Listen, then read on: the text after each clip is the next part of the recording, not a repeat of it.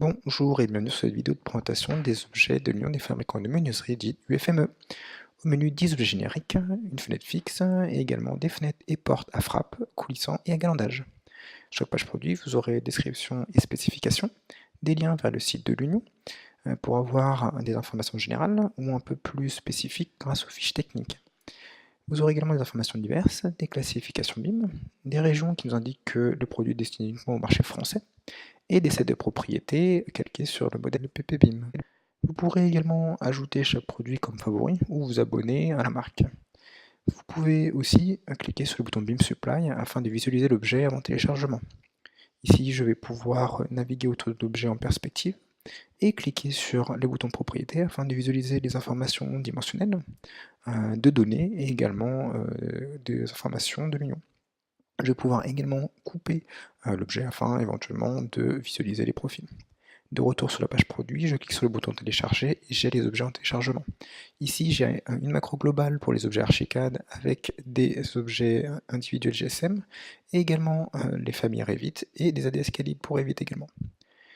Sur Archicad, je vais pouvoir utiliser l'appli BIMobject pour venir télécharger les objets. En cherchant UFME, je vais pouvoir accéder aux pages produits. Ici, nous allons cliquer et télécharger tout d'abord la macro globale. C'est une macro en fait qui est commune aux 10 objets, donc elle est téléchargeable qu'une seule fois. Et ensuite, vous pouvez télécharger les GSM individuellement.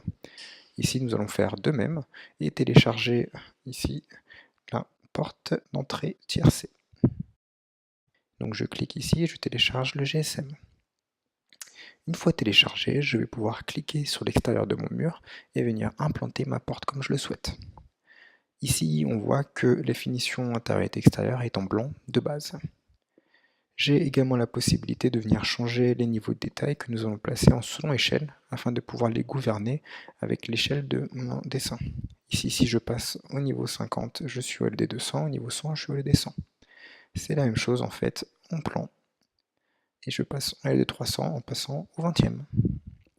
Comme chaque objet archicad, j'ai du dynamisme. En cliquant sur les hotspots violets, je vais pouvoir ouvrir les vantaux de ma porte. De retour sur les options de mon produit, je vais pouvoir choisir les finitions, intérieures ou extérieures, qui sont visibles à partir du LOD 200. Ici, j'ai une finition intérieure jaune, une finition extérieure bleue. Voilà, ce sont des coloris génériques, et bien évidemment, par défaut, les objets sont en blanc, en extérieur et extérieur. Donc ici, je vais venir télécharger un second objet. Donc, je vais rechercher à nouveau l'UFME et je vais venir télécharger la fenêtre de Vento. Donc ici, je n'ai pas besoin de télécharger la macro puisqu'elle a déjà été téléchargée au préalable. Je télécharge uniquement le GSM.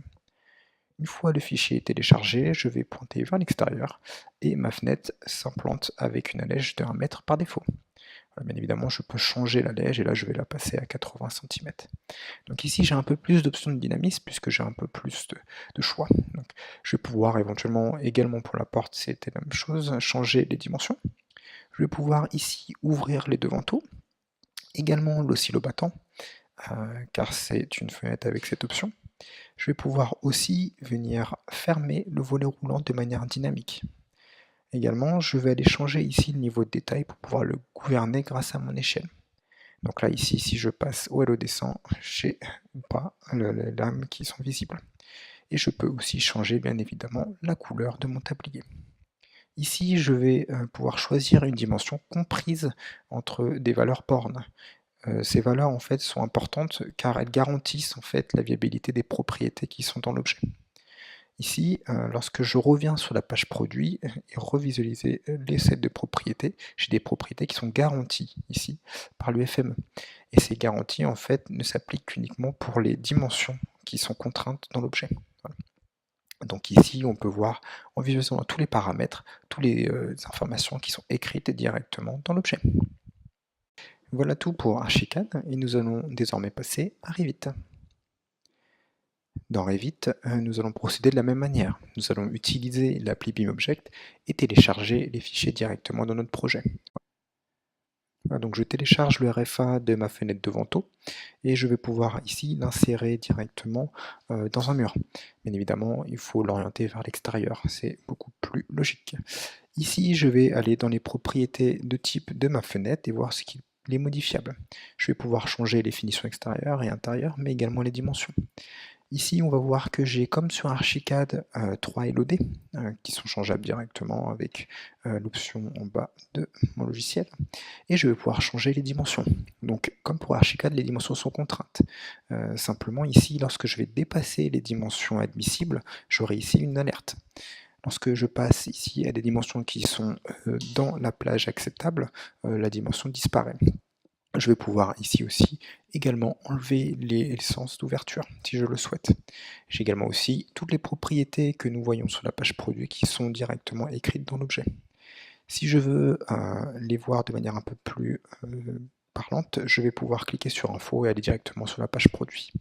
Pour être sûr qu'elles sont à jour, je peux cliquer sur Update Properties, qui va m'affirmer ici qu'il n'y a plus rien à télécharger puisque tout est à jour.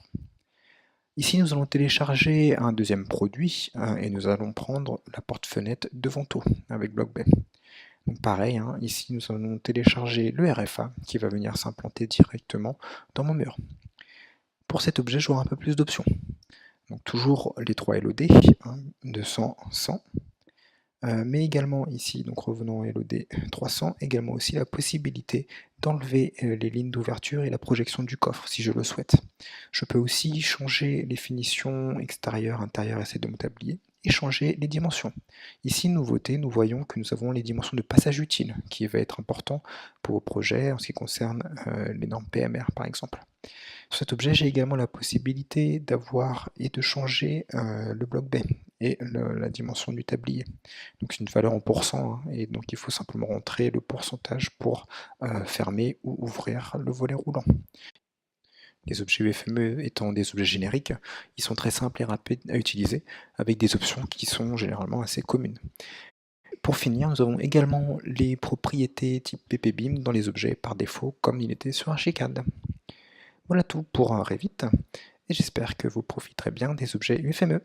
À bientôt!